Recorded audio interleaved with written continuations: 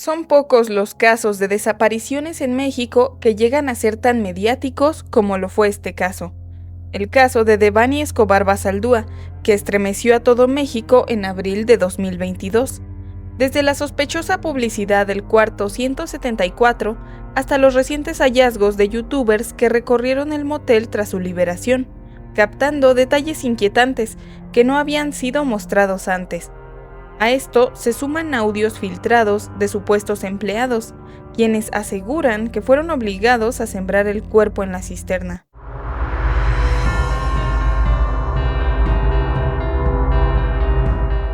Una joven, una noche de fiesta y un camino de apenas 8 kilómetros. Lo que parecía un viaje cualquiera por Didi terminó marcando a todo un país.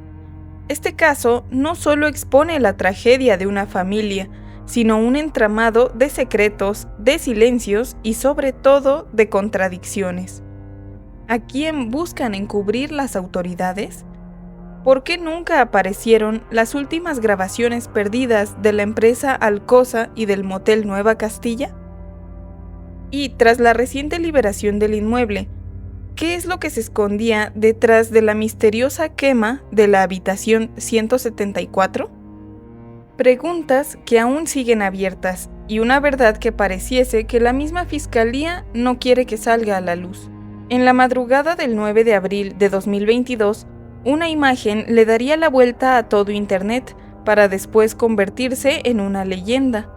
Una joven de pie, sola, en medio de la carretera. La fotografía, capturada apresuradamente por un conductor de Didi, mostraba a Devani Escobar de 18 años con los brazos cruzados y una expresión que parecía clamar por respuestas.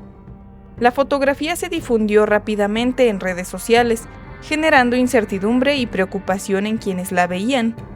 Esa sería la última señal tangible de su presencia. La noche envolvió a Devani, y la infame Carretera de la Muerte se convirtió en testigo de su desaparición. Pero, ¿qué ocurrió realmente esa madrugada? ¿Por qué una joven que solo salió a divertirse con sus amigas terminó sola en un lugar tan peligroso? Sigue con nosotros mientras exploramos los enigmas de aquella noche fatal. Cada indicio, cada detalle nos acercará a una verdad que ha permanecido oculta durante demasiado tiempo. Empecemos por el contexto geográfico. La familia Escobar se instaló en Monterrey. Eligieron La Enramada, en el municipio de Apodaca, un barrio de casas nuevas que bajo la luz del día parecía un refugio seguro para familias de clase media. Sin embargo, su proximidad con Escobedo le daba un matiz distinto. Fábricas, calles polvorientas de terracería junto a zonas industriales y colonias inconclusas, que recordaban que la calma podría ser frágil, pues cuando caía la noche el silencio se adueñaba de las calles, interrumpido únicamente por los ruidos de tráileres que atravesaban la zona industrial cercana. Era en ese escenario donde Devani creció.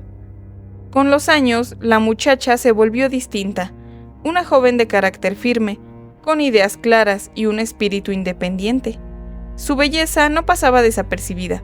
Le gustaba arreglarse, mostrarse segura y compartir su vida en redes sociales. Mientras estudiaba Derecho en la Universidad Autónoma de Nuevo León, también hacía amistades, salidas nocturnas y esa energía juvenil que la hacía destacar. La noche del 8 de abril de 2022, sus padres le pidieron que no saliera. Había un clima de miedo en Nuevo León. Cada semana se hablaba de mujeres desaparecidas. Pero Devani, convencida de que los temores eran exagerados, insistió en divertirse, con Saraí e Ivonne, dos chicas a las que prácticamente acababa de conocer. El inicio de la noche. Era viernes 8 de abril de 2022, y la emoción de iniciar el fin de semana llenaba a Devani de entusiasmo. Sin embargo, esa noche había algo diferente en el ambiente, una sensación difícil de ignorar. Aunque sus padres al principio no querían que saliera, Devani insistió hasta convencerlos. Todo parecía normal, una salida más con sus amigas para despejarse del estudio y de la rutina diaria. Alrededor de las 11 de la noche, salió de su casa en la colonia La Enramada, en Apodaca, Nuevo León, y se reunió con sus dos compañeras de esa noche, Saraí, a quien conocía desde hacía apenas 4 meses, e Yvonne, a quien conocería por primera vez esa misma noche. Las tres subieron a un taxi solicitado mediante la aplicación digital Didi y se dirigieron a su primer destino, una reunión en la calle Simón Bolívar, en el centro de San Nicolás. Eran cerca de las 11:30 de la noche cuando llegaron. Antes decidieron hacer una parada rápida en una tienda de autoservicio. Allí compraron una botella de vodka, refrescos, vasos desechables y hielo. La primera fiesta transcurrió sin grandes sobresaltos, pero por algún motivo decidieron cambiar de lugar y probar suerte en otra fiesta en la misma zona. Sin embargo, cuando llegaron a la segunda fiesta, nadie les abrió la puerta. Las chicas no querían que la noche terminara, así que solicitaron otro taxi. Es la madrugada del 9 de abril de 2022, a las 0:49 horas. Devani, Saraí e Yvonne suben al Didi. Juan David, el conductor, las recoge en un Kia blanco modelo Río. Tras un viaje corto de apenas 8 kilómetros, finalmente llegan a otra fiesta en la colonia Nueva Castilla, municipio de Escobedo. La quinta, El Diamante. Música, luces y un ambiente prometedor las recibía. Fue ahí donde uno de los detalles más extraños ocurrió. Antes de retirarse, una de las amigas de Devani pidió el número al taxista Juan David.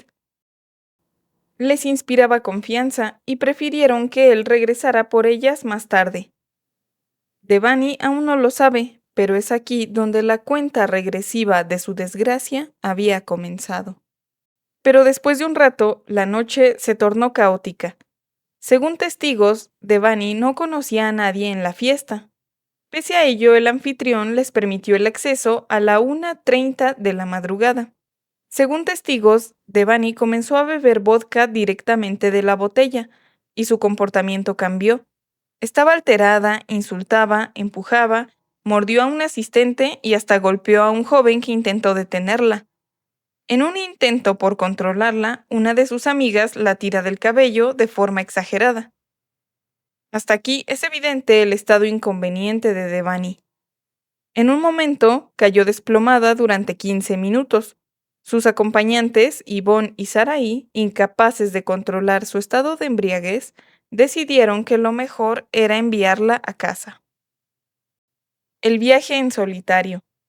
Cerca de las 3:30 de la madrugada, Yvonne llamó al chofer Juan David. Aunque la idea era que recogiera a todas, al final solo Devani subió al taxi. Una decisión que aún genera la gran pregunta.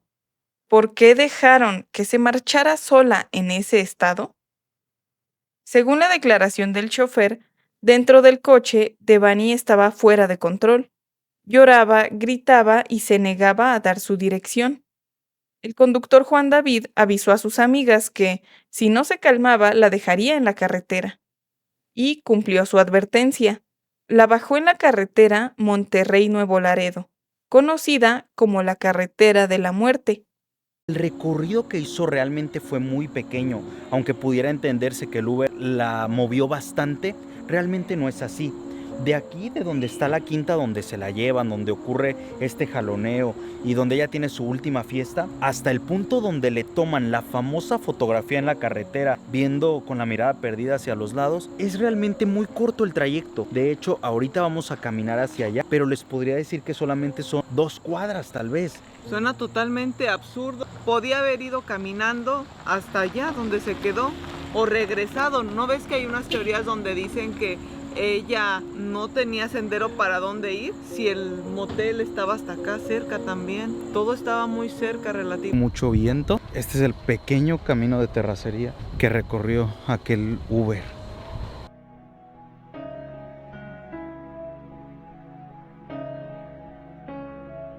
Miren, llegados a este punto, caminando muy poquito como pudieron ver, llegamos a otro punto clave de esta historia, y es esta empresa llena de camiones llamada Alcosa. Al parecer, Devani el primer intento de ayuda lo hace aquí, porque la famosa fotografía viral que le toma el Uber de ella ahí en la calle es justo acá, en esta calle que vamos a llegar en este momento.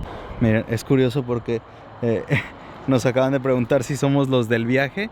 Alguien acaba de pedir un vehículo de aplicación y están buscando a la persona que pidió el servicio. No somos nosotros, pero siguen pidiendo muchas personas Uber o cualquier medio de transporte aquí. Y bueno, llegando aquí es donde baja el chico del Uber a Devani, porque él argumenta que ella estaba en un estado muy inconveniente, que estaba incluso violenta. Y aquí, justo enfrente, es donde le toman la fotografía parada. Se queda paradita aquí.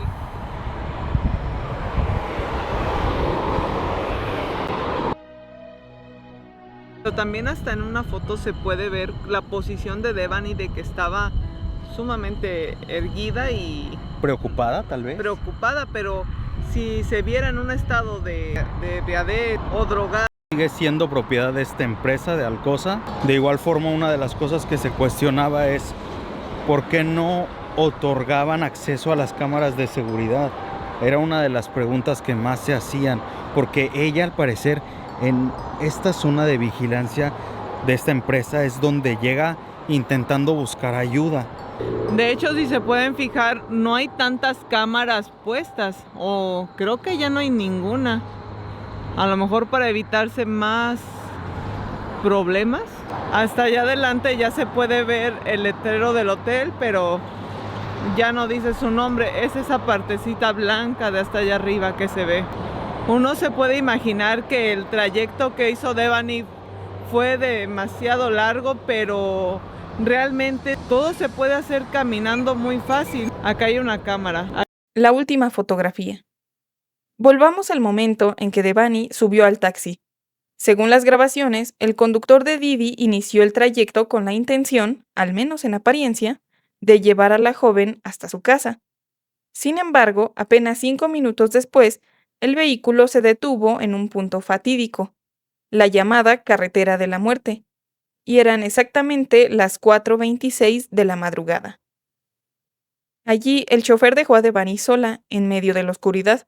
Como si buscara limpiar su conciencia, tomó una fotografía de la muchacha de pie sobre el asfalto, imagen que se convertiría en una prueba perturbadora, una figura aislada, frágil, en una de las rutas más temidas de México.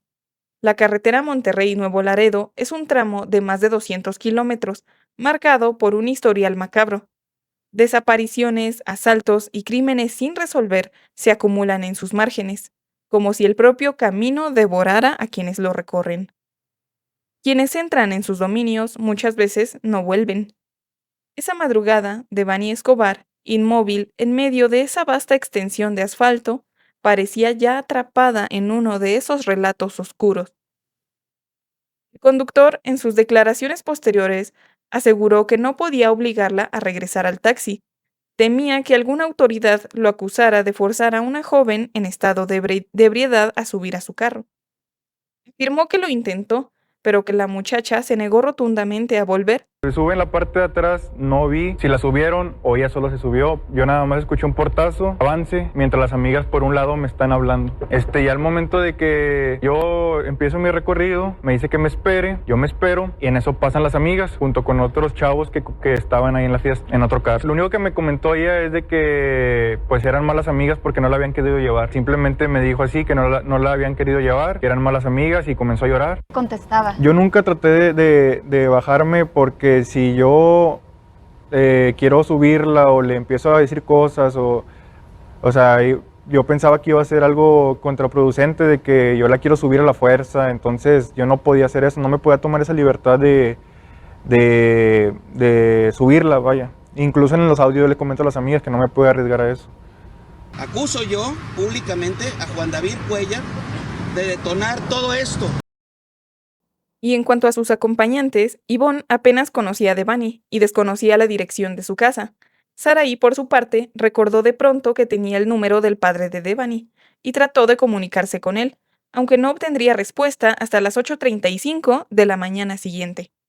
A las 4:26 de la mañana, Juan David tomó la ahora famosa foto de Devani, sola junto al asfalto. Esa imagen se convertiría en símbolo de la incertidumbre.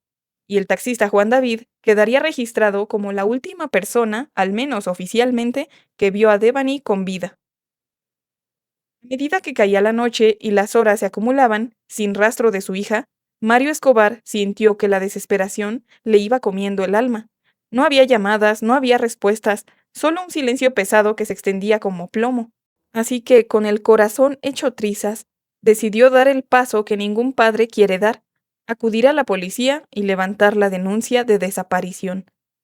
Ese momento, que parecía un simple trámite, en realidad fue la primera ficha de un dominó oscuro que daría inicio a una búsqueda llena de callejones sin salida, sospechas y de verdades a medias. La noticia corrió rápido. Voluntarios, policías, drones que zumbaban sobre los terrenos baldíos, perros rastreadores husmeando entre la maleza, todo un ejército improvisado peinando los alrededores del motel Nueva Castilla y de la empresa de transportes Alcosa. 13 días de rastreos meticulosos, y ni una sola pista clara. Era como si a Devani se la hubiera tragado la tierra, o peor, como si alguien se hubiera encargado de borrar sus huellas con precisión quirúrgica. El caso ya estaba en boca de todo el país. Una joven desaparecida en Escobedo, Nuevo León, vista por última vez la madrugada del 9 de abril. Pero las cámaras, esas que todo lo registran sin compasión, las cámaras guardaban los segundos más escalofriantes de su recorrido final. A las 4:29 de la madrugada, Devani aparece caminando sola por la carretera Monterrey-Nuevo Laredo, una silueta frágil contra un asfalto interminable. Un conductor le lanza ráfagas de luces para apartarla, como si la carretera misma quisiera expulsarla de su dominio. Ella sigue avanzando con pasos erráticos, movimientos que desatan polémica. ¿Estaba consciente o ya iba perdida en su laberinto mental del que no podía salir? Intenta cruzar sin mirar. Un coche casi la embiste y se desvía con una maniobra desesperada para no atropellarla. ¿Qué pensaba Devani en ese instante? ¿Qué sentía? ¿Era el miedo lo que la empujaba o la sombra invisible de alguien siguiéndola? Las cámaras la muestran acercándose a la entrada de Alcosa, la empresa transportista, asomándose apenas a la caseta de seguridad. Pero no entra, no busca auxilio. ¿Por qué? Y allí surge el detalle que muchos olvidan. Un camión que frena en seco, de forma brusca, casi teatral, justo a pocos metros de donde ella caminaba. ¿Sería la aparición de un nuevo sospechoso en esta trama? El rompecabezas apenas comenzaba a mostrar sus piezas, y todas parecían teñidas de sombra. Desde las instalaciones de Alcosa, Devani avanzó poco más de 140 metros hasta la entrada del motel Nueva Castilla, un tramo muy corto, apenas unos pasos sobre la acera, pero cargado de enigmas. Algo ocurrió allí, en ese corredor de asfalto silencioso, que la perturbó o la obligó a caminar el rumbo. Nadie sabe con certeza qué vio, qué escuchó o quién la seguía. En medio de ese trayecto se encuentra Oruga Tools, una empresa que debió convertirse en pieza clave del rompecabezas. Sus cámaras de seguridad apuntaban justo al área por donde Devani tenía que pasar inevitablemente.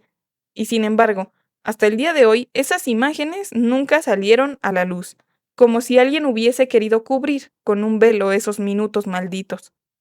Y esa noche, el motel, el cual parecía ser el único lugar abierto a esas horas y el único sitio donde podía encontrar a alguien buscando refugio, este motel era el sitio más peligroso posible al cual Devani pudo acercarse. El motel Nueva Castilla se volvió tristemente célebre a raíz del caso de Devani Escobar, pero su historia ya arrastraba una sombra mucho más antigua. A simple vista parecía un lugar cualquiera, un portón discreto, muros de concreto sin luces llamativas y precios bajos que lo hacían accesible a transportistas y parejas que buscaban el anonimato. Sin embargo, detrás de esa fachada sin brillo, se ocultaba un pasado turbio. El inmueble, perteneciente a un grupo familiar que controla varios moteles en la zona metropolitana de Monterrey, fue señalado en distintas ocasiones por irregularidades. Durante años, una parte del lugar funcionó como prostíbulo clandestino, disfrazado primero de restaurante y más tarde de cabaret improvisado. Allí, según registros de investigaciones y reportajes, llegaron a encontrarse menores de edad siendo explotadas sexualmente, además de vínculos con la venta de sustancias ilícitas. La fiscalía calculó que Devani tardó 3 minutos en recorrer la distancia, Pero los desfases entre las cámaras de Alcosa y las del motel abren otra grieta. Tal vez fueron 5 minutos, 3, 5, en cualquier caso. Un lapso que parece una eternidad cuando se trata de los últimos pasos de una joven desaparecida. ¿Qué ocurrió en ese espacio de tiempo que la empujó a buscar refugio en el motel? Lo cierto es que a las 4:33 de la madrugada, las cámaras ya la captan corriendo hacia el Nueva Castilla. En esas imágenes finales aparece sola, o al menos eso es lo único que nos dejan ver, pues las grabaciones fueron manipuladas. Pero la pregunta inevitable persiste, como un eco en la oscuridad. ¿Realmente estaba sola? Los últimos pasos. A las 4:33 de la madrugada, Devani fue vista corriendo hacia el motel Nueva Castilla. Pocos minutos después, otra cámara, la de un restaurante abandonado junto al motel, volvió a captar su silueta. Para aparecer allí tuvo que rodear todo el edificio, un movimiento que no resulta extraño, sino perturbador. Lo desconcertante es que, a pesar de cruzar varias zonas del motel, nadie pareció verla. Ningún guardia, ningún empleado, ni un huésped curioso. En un lugar que nunca duerme del todo, Devani pasó como un fantasma invisible. Y entonces las preguntas mordieron con más fuerza. ¿De qué huía? ¿De quién corría? En las imágenes, Devani aparece sola, o al menos eso es lo que nos quieren mostrar, porque a partir de ese momento entramos en un terreno oscuro, donde los detalles parecen deliberadamente enterrados. Lo que Devani no pudo ver, lo que la oscuridad le negó en esa madrugada maldita, estaba justo frente a ella. 3 cisternas y una piscina en desuso. 2 de esas cisternas permanecían abiertas. Las cámaras muestran a Devani intentando entrar al restaurante abandonado, luego escondiéndose detrás de una barda durante 21 minutos. Finalmente se dirigió hacia las cisternas del motel. Esa sería la última vez que una cámara la captó con vida. Y después espera 20 minutos. Quizás está resguardando del frío, como hemos hablado antes, quizás estaba esperando a alguien. La última vez que se le ve en las cámaras, la captan y va caminando en esta dirección. Es la última cámara percibe a Devani. Hay 2 teorías yo tengo, porque por ejemplo, la muchacha sale de aquí, viene por aquí y se cae en esta cisterna. Eso es lo que dijeron, la primera autopsia que había sido de manera accidental. Encuentra eso. Entonces, cuando peinaron los policías, cuando en los primeros días, miraron ahí. Eso es muy fácil de mirar con una linterna. Si está ahí, se hubiesen dado cuenta. A los X días, 12 días después, los del motel que están aquí dicen que huelen fuerte. Me sorprende que a esta distancia van a olerlo. Más sería que los del Alcosa. La empresa de transporte. Correcto. La empresa de transporte, recuerden que estaba aquí, mucho más cerca Efectivamente. de esta ciudad. Durante 13 días, brigadas de búsqueda revisaron el área con drones y perros, y nada. Una llamada anónima desvió la intención hacia un punto distinto, apartado del área principal de búsqueda. Y casi al mismo tiempo, empleados del motel alertaron a las autoridades de un hedor insoportable que salía de la zona de las cisternas. Esa misma tarde, la verdad emergió con una brutal crudeza. El cuerpo de Devani yacía en el fondo de una de ellas. 4 veces habían estado allí. 13 días enteros pasaron antes de que alguien la encontrara. Pese a que su cuerpo estaba a escasos metros del lugar donde familiares, brigadistas, reporteros y policías se reunían cada mañana para organizar la búsqueda. Ironías crueles del destino. Todos los caminos llevaban al mismo sitio, y aún así nadie lo vio. El hallazgo no trajo alivio, sino un mar de nuevas sospechas. Sí, ese detalle es justamente uno de los puntos que muchos consideran sospechoso en el caso. Esa cisterna ya había sido inspeccionada varias veces, y de repente, esa llamada anónima parece haber servido como una especie de detonante para redirigir la búsqueda, justo al punto donde horas después apareció el cuerpo. Y que esto sucediera el mismo día del hallazgo alimenta todavía más la sospecha. En una investigación con tantas irregularidades, este dato no se puede descartar a la ligera. Podría ser coincidencia o la pista más clara de que hubo un encubrimiento deliberado. La coincidencia temporal despierta la hipótesis de que el cadáver pudo haber sido sembrado en la cisterna poco antes del hallazgo y que no estuvo allí desde el inicio, sino lo sembraron cuando redirigieron al grupo de búsqueda tras esa llamada anónima. ¿Cómo es posible que de pronto apareciera ahí? Las autoridades juraban haber peinado la zona con detalle. El hecho de que su cuerpo surgiera en un sitio ya revisado no es solo sospechoso, es imposible de ignorar en la investigación. El motel guardó el secreto 13 días, 13 jornadas de rastreo sin resultado. Y al final, la respuesta estaba donde nadie quiso mirar. O peor, donde alguien no quiso que se mirara. La cisterna, una de 3 conectadas entre sí, medía unos 4.5 metros de profundidad y 1.5 de diámetro, con apenas 90 centímetros de agua. El cuadro era perturbador. Devani estaba descalza y sus pertenencias aparecieron esparcidas en distintas cisternas. Dentro de su bolso se hallaron objetos en posiciones que parecían más que azarosas, cuidadosamente colocadas. La primera versión oficial fue que murió al caer y golpearse la cabeza. La familia de Devani no se conformó con la versión oficial, exigió un segundo peritaje, esta vez privado, y el resultado fue un golpe demoledor para la fiscalía. No se trató de un accidente, fue un feminicidio.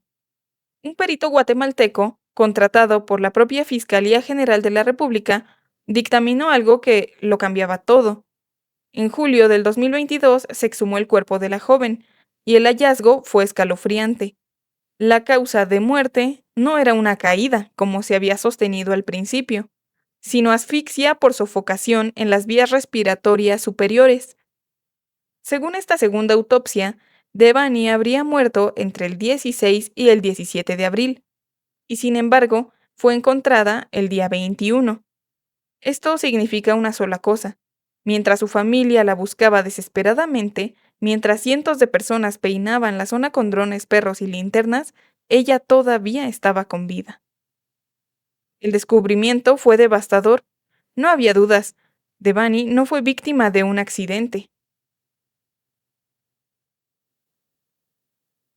ni del destino, ni de un error fatal. Fue asesinada. Y lo más perturbador de todo, mientras la sociedad clamaba respuestas, las autoridades se enredaban en excusas y fallaban una y otra vez en su deber más básico. El propio secretario de Seguridad de Nuevo León lo reconoció. Fallamos todos, fallaron los peritos, fallaron las investigaciones, fallaron los que dijeron haber revisado 4 veces el mismo sitio sin encontrar nada. Una falla masiva humana, le llamaron. Pero en este mundo, cuando los errores se repiten con la misma precisión, dejan de parecer errores y empiezan a parecer complicidades. Y entonces surge la pregunta que corta como una navaja. ¿Qué tan profundo es el silencio del motel? ¿Hasta dónde llega la sombra de quienes sabían y callaron? La teoría de la habitación 174. Como si no bastara la indignación, poco después de la desaparición de Devani, el Motel Nueva Castilla difundió un polémico video promocional en redes sociales. En él se mostraba la habitación 174, con una canción de Ramón Ayala, titulada Para poder llegar a ti. La letra, que hablaba de buscar a alguien que supuestamente no estaba, se interpretó como una burla cruel o un mensaje subliminal en medio de la tragedia.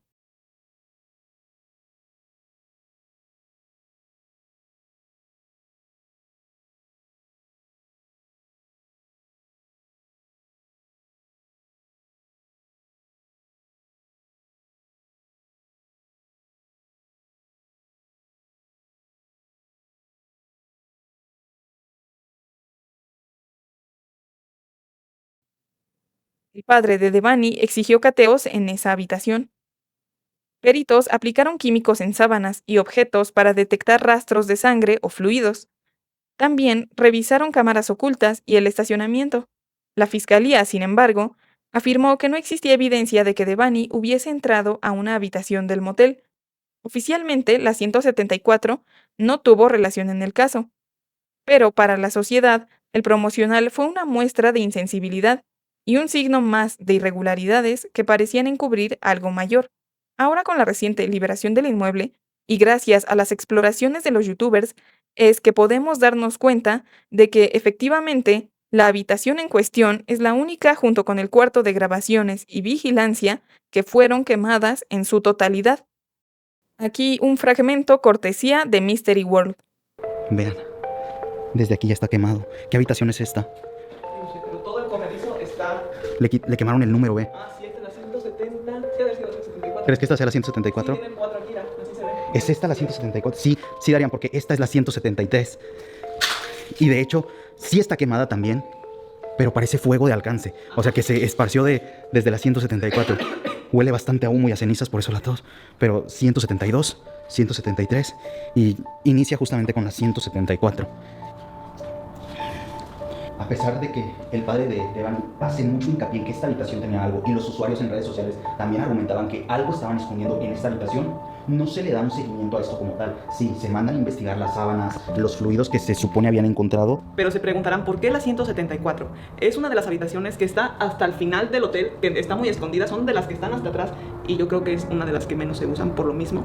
Y está muy fácil donde están los terrenos baldíos, o sea, es muy fácil para hacer un crimen esconder algo aquí porque no está tan fácil el acceso.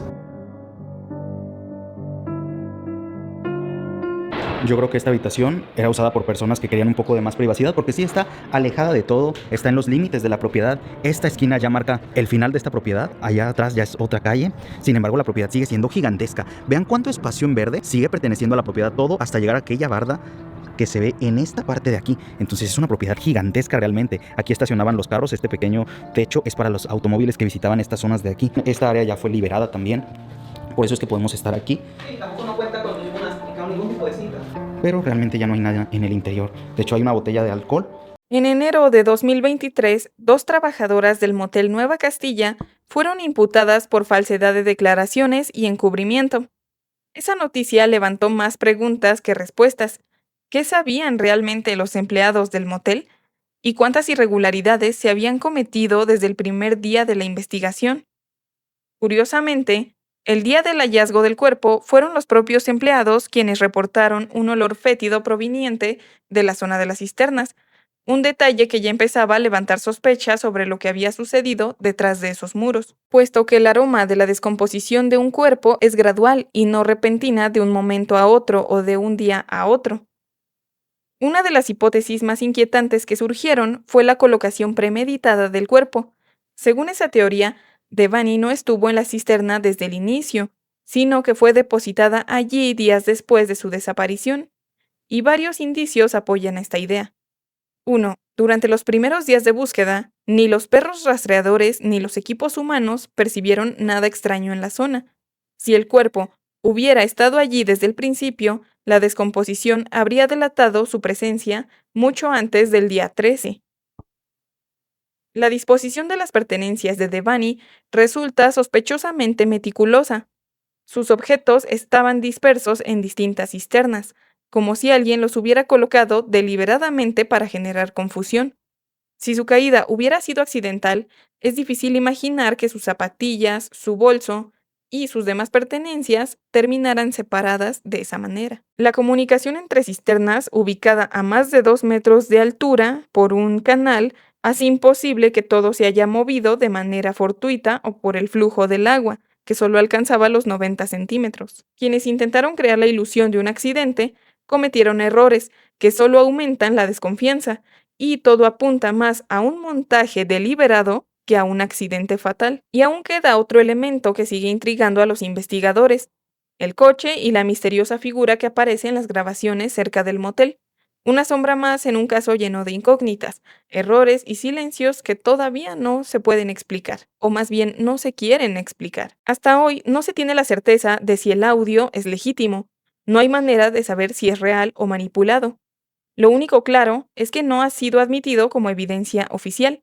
Las autoridades lo han descartado, y a nadie le sorprendería que así sea. Llegó una joven preguntando por Ivonne o Sarai, a lo cual a mí y a mi compañero ya nos habían indicado que al llegar la enviáramos al cuarto 174, donde estaban hospedados 2 clientes que ya conocíamos. Ella no permaneció ni 10 minutos en el cuarto. Cuando sale corriendo se dirige a la salida del hotel. Ahí los 2 tipos salen tras ella y la ingresan de nuevo a la habitación. Cerca de 1 hora estuvo adentro. Nos piden que ingresemos al cuarto, nos llaman. Realmente yo pensé que necesitaban algo.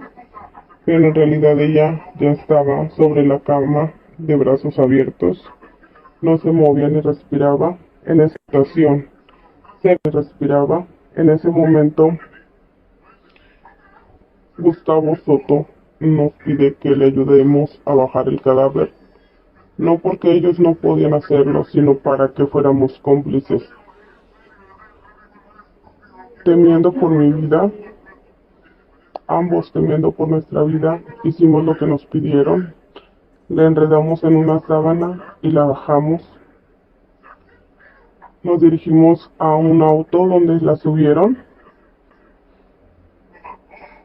De ahí, cuando la subimos al auto, ellos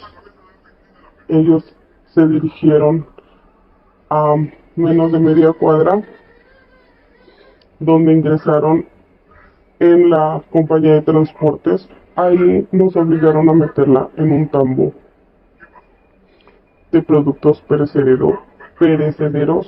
Ahí ella permaneció. Ahí permaneció su cuerpo todos los días que la estuvieron buscando, hasta el día en que nos llamaron para que ayudáramos a transportar ese tambo e ingresarla dentro de la cisterna. En ese momento llamamos para decir que salían olores fétidos de la cisterna, que fue cuando vinieron las autoridades y sacaron el cadáver. Nos pagaron 300,000 para silenciarnos. Nos dijeron que si decíamos algo, nosotros también íbamos a aparecer en una bolsa o en una cisterna. Que con eso teníamos para callarnos la boca, porque aparte de todo éramos cómplices. La justicia guarda un silencio espeso sobre las piezas claves del caso, y este audio no es la excepción. Mientras tanto, la familia de Devani y la opinión pública caminan a ciegas, sin explicaciones, sin avances reales. Desde el primer día que Devani Escobar fue reportada desaparecida, la investigación estuvo llena de errores y descuidos que sabotearon la búsqueda y sembraron dudas sobre la seriedad del caso. El secretario de Seguridad Ciudadana de Nuevo León lo reconoció sin rodeos. La fiscalía falló, la secretaría falló, todos fallamos. Revisamos ese lugar y no encontramos nada. Fue un error humano masivo. El cambio en la causa de muerte tras la exhumación en julio de 2022 de un golpe en la cabeza a asfixia por sofocación puso en evidencia la negligencia de los primeros análisis. La nueva autopsia señaló que más de 2 personas habrían participado, reforzando la sospecha de que el cuerpo fue colocado deliberadamente días después de su desaparición. La intuición de los padres de que su hija aún estaba viva cobraba sentido frente a la incompetencia de las autoridades. Cada error, cada omisión contribuyó al desenlace trágico. El taxista que la dejó sola en la carretera es un ejemplo. Quizá no debió hacerlo, pero temía ser acusado de retener a una joven en estado de vulnerabilidad. Su decisión fue solo el primero de muchos fallos. El estado de Devani, la confusión de las acompañantes y las llamadas que no llegaron a tiempo completaron una cadena de decisiones desafortunadas que nadie supo detener. El caso de Devani Escobar no es solo la historia de una joven cuya vida terminó de manera violenta, es también un espejo de las fallas en la justicia mexicana, omisiones en la búsqueda, pruebas ocultas, videos borrados, teorías nunca aclaradas y un motel que con un simple video despertó aún más sospechas. Hoy la gran pregunta sigue sin respuesta, y lo más importante, ¿habrá justicia algún día? De ver las cámaras de Alcosa, donde estuvo coludido Rodolfo Salinas. Obviamente pues tiene un jefe que en este caso pues era Gustavo Adolfo Guerrero o las personas que están arriba de él. Tienen responsabilidad, o sea, todos ellos tienen responsabilidad. ¿Quiénes fueron? No sabemos. El día que yo lo sepa, soy el primero que quiero estar vivo nada más para eso. O sea, la vida a mí no me importa. O sea, usted trae esa punzada en el corazón sí. de dar completamente con los asesinos. Sí. Sí, me queda bien claro. Y el día que lo sepa, soy el primero que lo voy a decir. Puede ser el más famoso de todo el mundo, pero si yo tengo bases para decir esta persona fue, yo no tengo miedo en decirlo. O sea, no tengo ningún problema en decirlo porque pues lo más valioso que teníamos ya me lo quitaron. O sea.